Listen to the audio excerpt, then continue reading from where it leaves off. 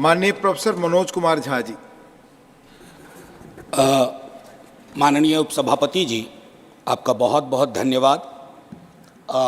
मैं सिर्फ ये कहना चाहूँगा, आज सुबह जब पता चला कि economic situation in the country पर शॉर्ट ड्यूरेशन डिस्कशन है, तो मुझे कभी नहीं लगा था कि हमारी पूरी बातचीत टैक्सेशन, फॉरेन एक्सचेंज रिजर्व्स और वगैरह वगैरह की चीज़ों में रहेगी। अर्थव्यवस्था का वो एक चेहरा हो सकता है, लेकिन एक जनप्रतिनिधि जो राज्यसभा और लोकसभा में बैठे हुए हैं, उनके लिए आर्थिक परिस्थिति पे जब हम बात करते हैं ना, तो सर सबसे पहले गरीब की थाली नजर आती है।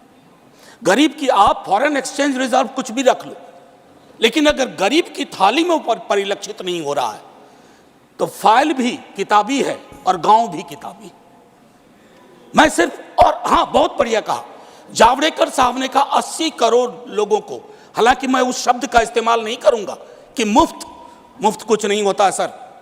मैं कई बार सदन में बोल चुका हूं, अगर 80 करोड़ लोगों को आपको अनाज देना पड़ रहा है, तो मुझको अर्थव्यवस्था पर कोई टिप्पणी नहीं करनी है कि आर्थिक परिस्थिति क्या है, कितनी समावेशी है, वगैरह वगैरह। सर, माननीय उपसभापति जी, सुधांशु जी जब बोल रहे थे, तालियां बज रही थी सत्ता पक्ष से, बजती भी हैं। अब विजय साई रेड्डी जी को कष्ट हुआ तो उन्होंने कह भी दिया कि ताली क्यों नहीं बजा रहे हो। तो जब सुधांशु जी ताली बजा रहे के वक्तव्य पे ताली बज रही थी, तो मुझे लगा कि गांव शहरों के बेरोजगार पर यह ताली कितनी भारी पड़ रही होगी। प्रधानमंत्री जी 14 में जब पहली बार चुने गए, तो वो मंदिर मस्जिद की साइज के लिए नहीं चुने गए थे।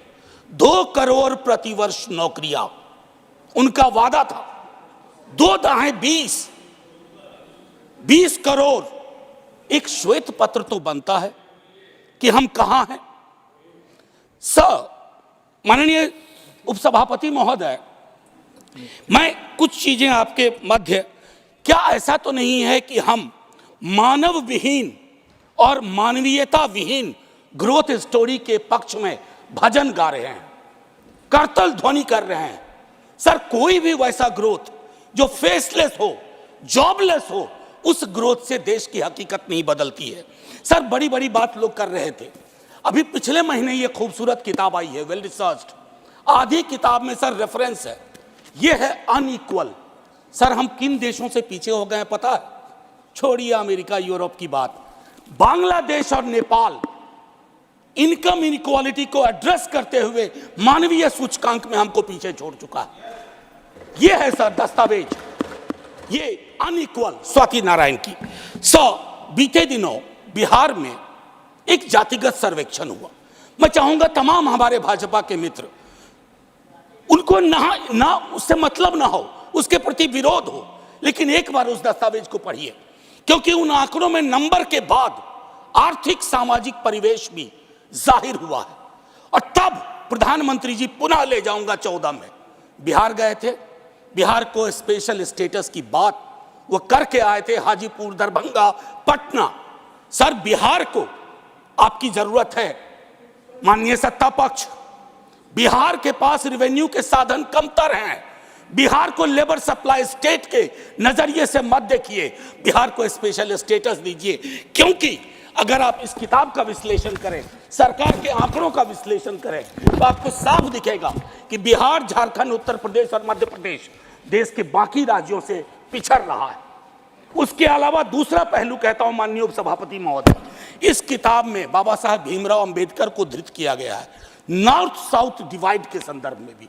और ये पुरानी बात है सर, एफडीआई को ही देखिए कि नॉर्थ में कितना, साउथ में कितना, तो ये फर्क आपको साफ नजर आ जाएगा। इसलिए मैं कहता हूं कि बिहार को नए नजरिए से देखिए। जो शुरुआत वहां के मुख्यमंत्री नीतीश जी, तेजस्वी जी ने की, आप हैंड होल्डिंग करिए और स्पेशल स्टेटस दीजिए। दूसरी चीज सर, अगर मनरेगा में रूरल डिमांड बढ़ रहा है, तो रूरल डिस्ट्रेस को एक्नॉलेज करिए। उसको एक्नॉलेज किए बगैर बात नहीं बनेगी। उसको डिनाल से अब कुछ हासिल नहीं कर पाए। पॉवर्टी इंडेक्स पर आपने कई वर्षों से काम नहीं किया। आप आंकड़ों के बारे में, तो सरकार का दृष्टिकोण है कि विश्व के टिम्बकटू में अगर एक आंकड़ा पक्ष का कोई बोल दो तो उसको प्रदर्शनी लगा देंगे। अगर कोई आंकड़ा सरकार को असहज करता है, कहेंगे हम तो इसको मानते ही नहीं है, इनकी तो मेथोडोलॉजी खराब है। साहब नहीं, ये डिफरेंशियल दृष्टिकोण मत रखिए। हंगर इंडेक्स पे खुल के कहिए हम मीट नहीं कर पाए हैं। ये सत्ता पक्ष और विपक्ष का मामला नहीं है, ये मामला है हमारे कलेक्टिव फेलियर का। हमें एड्रेस करना होगा। आपको असल में लग गया है सर, बस 1 मिनट लूंगा माफी के साथ। सर, आपको असल में लगता है कि आप इनकम इनइक्वालिटी की बात ना करें, पॉवर्टी रिडक्शन की बात ना करें, अनएम्प्लॉयमेंट एड्रेसिंग की बात ना करें, चुनाव आप फिर भी जीत जा रहे हैं। मैं मानता हूं आपने वो तिलिस्म विकसित कर लिया है कि समस्याओं को एड्रेस किए बगैर भी चुनाव कैसे जीते जा सकते हैं। लेकिन जिन बोतल से निकला ये जिन देश पर बहुत भारी पड़ने जा रहा है। वेल्थ टैक्स को लेकर के, इनकम इनइक्वालिटी को लेकर मैंने कहा वेल्थ टैक्स 16 में आपने अबॉलिश कर दिया। किसानों के बारे में सर मैं कहता हूं, आप कहते हैं शेयर बाजार उछल रहा है, बड़ी तारीफ होती है सर। शेयर बाजार उछले और एक किसान आत्महत्या कर ले, एक युवा बेरोजगार आत्महत्या कर ले, तो आप किस चीज को कहेंगे सर? और कुछ नहीं कहना चाहता। हाशिए के समूहों में पॉवर्टी की जो परिस्थिति है, आप बिहार का डेटा देखिए। आखिरी सर, एक सुधांशु जी बड़ी अच्छी चीजें बता गए, हमें तो लगा कि हम तो बेकार परेशानी है गरीबी से, भुखमरी से। 30 सेकेंड सर। तो मैं आपके माध्यम से अपने मित्रवर को कहता हूं, जब कश्ती साबितो सालिम थी, साहिल की तमन्ना किसको थी? अब ऐसी शिकस्ता कश्ती पे साहिल की तमन्ना कौन करे? जय हिंद सर। थैंक यू, धन्यवाद प्रोफेसर मनोज कुमार झा जी।